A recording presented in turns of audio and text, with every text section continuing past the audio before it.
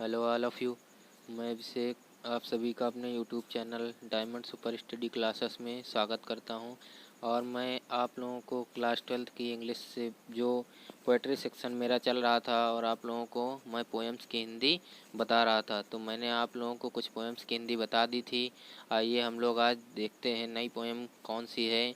तो ये है हमारी poem my heaven. My heaven मतलब मेरा स्वर्ग। हेवन मतलब होता है स्वर्ग। और इसे किसने लिखा है? रविंद्रनाथ टैगोर जी ने इसको मतलब पब्लिश किया है, इसको कंपोज किया है। तो आइए हम लोग देखते हैं कि रविंद्रनाथ टैगोर जी का जन्म जो है वो 6 मई 1861 ईस्वी में कलकत्ता में हुआ था। और वे ये बहुत ही एक होनहार कवि थे। और इन्होंने हम लोगों को इन्होंने गीतांजलि लिखा था और इन्हें नोबेल पुरस्कार से भी सम्मानित किया गया था। और इन्हें सभी लोग गुरुदेव के नाम से जानते थे। तो आइए हम लोग देखते हैं इन्होंने अपनी पोयम में क्या लिखा है। देखिए, ये जो पोयम है, ये पोयम भगवान से एक प्रार्थना की गई है इस पूरी पोयम में। और इस प्रेरणादायक जो ये पोयम है, जो कविता है, इसमें कवि ने भारत तथा उसकी संस्कृति के प्रति प्रेम दिखाया है, अपना प्रेम दिखाया है। उस जो भारत है उसकी और उसकी संस्कृति के प्रति अपना प्रेम दिखाया है। तो आइए हम लोग देखते हैं कि इस पोयम में उन्होंने अपना प्रेम किस प्रकार दिखाया है। Where the mind is without fear and the head is held high, where knowledge is free, where the world has not been broken up into fragments by narrow domestic walls। तो हम लोग देखते हैं इसके अंदर की क्या है कि देखिए, यहाँ पर ईश्वर से कहा जा रहा है, कवि ईश्वर से कह रहा है कि हे ईश्वर, मेरे सपनों का भारत इस प्रकार का हो। किस प्रकार का हो, अभी अंदर मैं आप लोगों को बताऊंगा। तो यहाँ पर कवि कह रहा है, हे ईश्वर, मेरे सपनों का भारत इस प्रकार हो। ठीक। तो where the mind is without fear, जहाँ पर मस्तिष्क इज विदाउट बिना मतलब वह भय रहित, फियर मतलब भय, बिना भय के हो या भय रहित हो, जहाँ पर मस्तिष्क भय मुक्त हो या भय रहित हो। And the head is held high, और उसका सिर ऊंचा रहे, उसका सिर ऊंचा रहे, अर्थात लोग निर्भयता से जिए, मतलब कि वो डर डर के ना जिए, वे गर्व से जिए कि हम लोग भारत में रह रहे हैं। तो जहाँ ये ईश्वर से कहते हैं कि मेरे सपनों का भारत इस प्रकार का हो, जहाँ लोग भय मुक्त हों या भय रहित हों, और उनका सिर ऊंचा रहे, हमेशा ऊंचा रहे, अर्थात लोगों से वे कभी भी डरे नहीं, मतलब वो निर्भयता से रहें। वेयर नॉलेज इज फ्री, जहाँ ज्ञान ज्ञान पर कोई प्रतिबंध ना हो, मतलब एकदम स्वतंत्र हो। जहाँ ज्ञान एकदम मुक्त हो या फ्री हो, जिस पर कोई भी रोक ना लगे। Where the world has not been broken up into fragments by narrow domestic walls, where the world, जहाँ संसार हैज नॉट बीन ब्रोकन, जहाँ पर संसार बटा हुआ ना हो या टूटा हुआ ना हो, ब्रोकन अप मतलब बटा हुआ ना हो, इनटू फ्रैगमेंट्स पार्ट में मतलब भागों में बटा हुआ ना हो, भिन्न भिन्न वर्गों में ना बटा हुआ हो, बाय नैरो डोमेस्टिक वाल्स, यहाँ पर बहुत सी चीज़ें होती हैं। डोमेस्टिक वाल्स में मानव समाज होता है, जो उसमें जाति धर्म तथा भाषा ये डोमेस्टिक वाल्स में आती हैं। तो यहाँ पर यही बताया गया है कि वो जो मानव समाज है वो जाति धर्म तथा भाषा के द्वारा मतलब उसको बटा ना हो, वर्गों में भिन्न भिन्न वर्गों में ना बटा हो ये सारा संसार। ऐसी मैं इच्छा करता हूँ, ऐसा मैं स्वप्न देखता हूँ। एक बार फिर से देख लेते हैं कि हे ईश्वर, मेरे सपनों का भारत इस प्रकार का हो, जहाँ लोग भय मुक्त हों और सिर ऊंचा करके रहें या जिए, अर्थात लोगों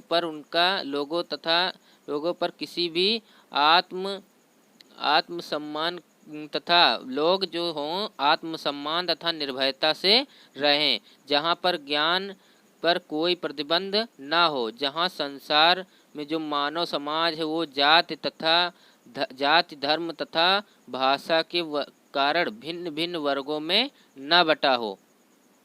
आगे देखते हैं, where words come out from the depth of truth, where tireless striving stretches its arms towards perfection, where the clear stream of reason has not lost its way, where words come, जहाँ पर शब्द निकलते हों, come out बाहर निकलते हों, from से, the depth गहराई से, ऑफ ट्रूथ सत्य की, जहाँ पर शब्द सत्य की गहराई से निकलते हों, जहाँ पर शब्द सत्य की गहराई से निकलते हों, अर्थात लोग सदा सत्य बोलते हों। Where tireless striving stretches its arms towards perfection, जहाँ पर पूर्णतया लोग, वेयर टायरलेस स्ट्रेविंग स्ट्रेचेस, जहाँ पर टायरलेस स्ट्रेविंग मतलब निरंतर प्रयास करें, जहाँ पर लोग निरंतर प्रयास करके स्ट्रेचेस उपलब्धि का शिखर पा लें, इट्स आर्म्स स्ट्रेचेस मतलब उपलब्धि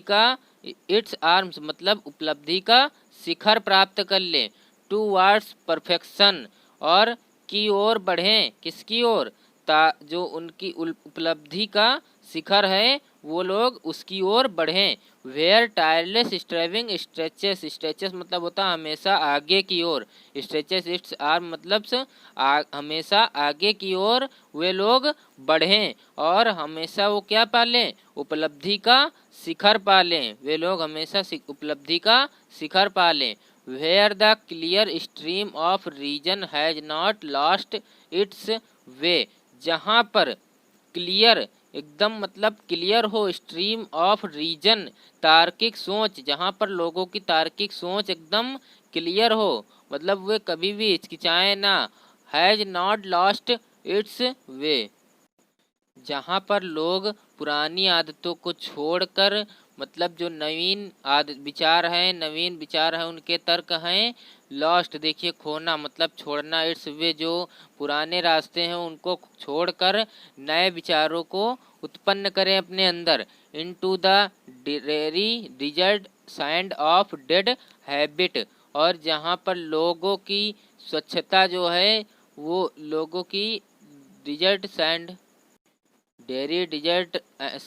ऑफ डेड हैबिट मतलब जहाँ पर लोगों को अप्रगतिशील बनाने वाली मतलब कोई प्रगति न करने वाली बातें, डेड हैबिट उनकी बुरी आदतें, ये सब ना हो उनके रास्ते में, ये सब चीज़ें वो छोड़कर अच्छी चीज़ों को अपनाएं, अच्छे विचारों को अपनाएं, ऐसा मेरा भारत देश हो, यही मैं स्वप्न देखता हूँ।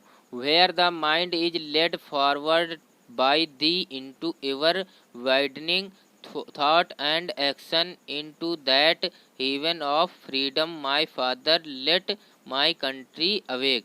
देखिए ये दो लाइन आप लोगों को बताते हैं, पहले ये जो मतलब ये दो लास्ट लाइन बची हुई हैं, where the mind is led forward by the, जहाँ पर वेयर द माइंड जहाँ पर मस्तिष्क को इज लेड फॉरवर्ड बाई आगे की ओर बढ़ाया जाए, जहाँ पर आगे की ओर ले जाया जाए मस्तिष्क को या फिर आगे की ओर बढ़ाया जाए, by the into ever widening thought